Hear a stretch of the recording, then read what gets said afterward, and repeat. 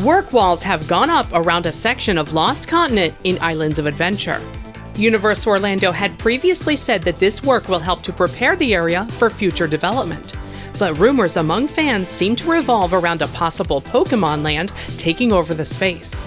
Let's check out the latest developments from inside the park, as well as what permits for the upcoming work around Lost Continent can tell us in today's breaking news update.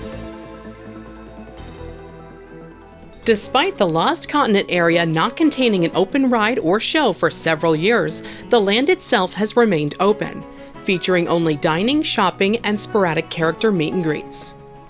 Poseidon's Fury indoor attraction closed back in May of 2023. The 8th Voyage of Sinbad stunt show closed all the way back in 2018. Permits were posted in September 2025 for the demolition of some of the structures within Islands of Adventure. The first of these permits described demolition of 4.9 acres of theme park site, including retail, show, attraction buildings, and associated utilities, pedestrian facilities, and access roadway. Speculation quickly turned to Lost Continent, but theme park fans didn't have to wonder long, as a representative from Universal Orlando gave an official comment to the Orlando Business Journal, stating, "In the coming months, there will be construction activity in Lost Continent as part of site planning to ensure the area is ready for any future developments." It took nearly half a year, but all of the related permits for this upcoming work were recently finalized and issued, with most of them ready back in February. Now armed with the approved permits, it appears that a phased demolition plan is being put into action this week. Work walls are only up around an area closest to the Sinbad Theater at this time, with preliminary work happening now, presumably before the theater can be knocked down. The guest-facing side of these work walls feature round icons, including one with the Lost Continent logo itself. With the logos on the walls relating to Lost Continent, it's not hinting at any type of replacement for the land at this time, remaining in theme for the area. Some folks are guessing that the Sinbad Theater is being torn down first, as that is where we could see the main new Pokemon ride go. It may simply be that A, Sinbad is in worse shape, with the exterior literally falling apart in disarray, or B, it'll be quicker to demolish this open-air theater structure than the brick Poseidon's enclosed building. It's also worth noting that this area is far enough back that it's not really too noticeable from general guest traffic, really only visible to guests using the nearby restrooms. To help prepare for the ongoing work, changes to the access road are happening backstage. This way, vehicles and team members will still have access to areas near the construction site that would otherwise be blocked by demolition and large equipment. Theme Park Wizard was the first to spot these permits that may be related to roadway changes. Bio Reconstruct caught some of the backstage roadway work happening in a photo during a recent aerial flight over the parks. Other preparations have been taken ahead of the impending demolition work as well.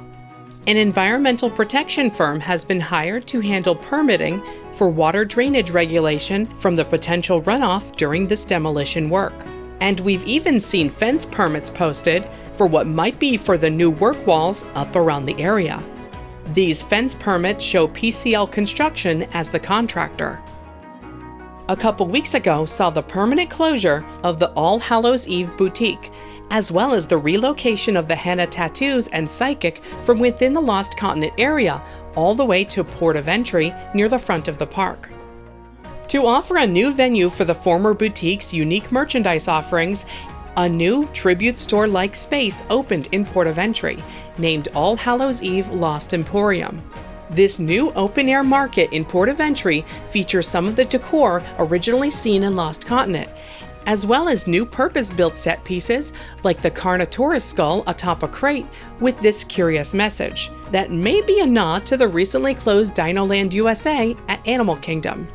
Fans are wondering if, since these market shops can be relocated to port of entry, perhaps the Mystic Fountain can as well.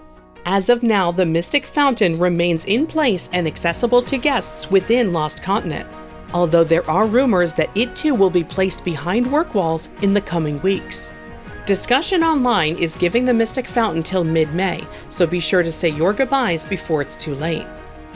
Currently, Universal Orlando has offered no further comment on what is to become of the Lost Continent area. They have also not given an official timeline for when the remaining shopping or dining locations will close, including Mythos. It is expected that the rest of the land will be demolished in phases, with Sinbad Theater being the first phase.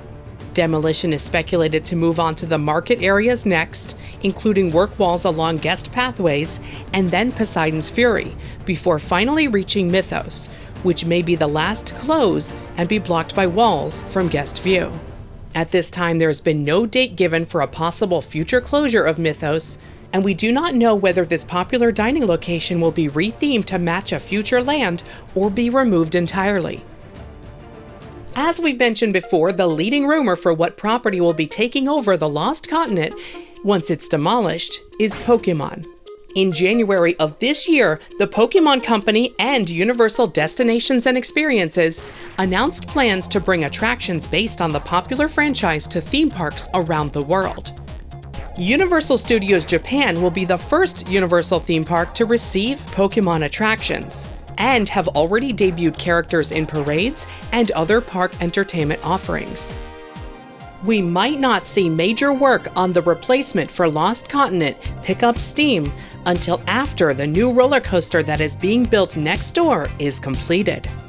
Set for an official opening next year in 2027, Fast and Furious Hollywood Drift is gearing up for track installation at Universal Studios Florida. The first piece of actual roller coaster track has been spotted in the staging lot across the street from Epic Universe.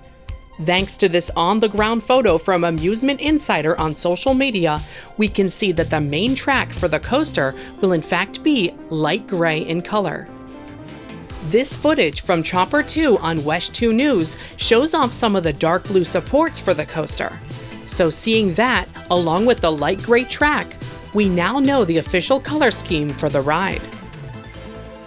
That's all for now, but be sure to subscribe to never miss an update as we follow demolition and construction on possible Pokemon experiences and rides coming to Orlando.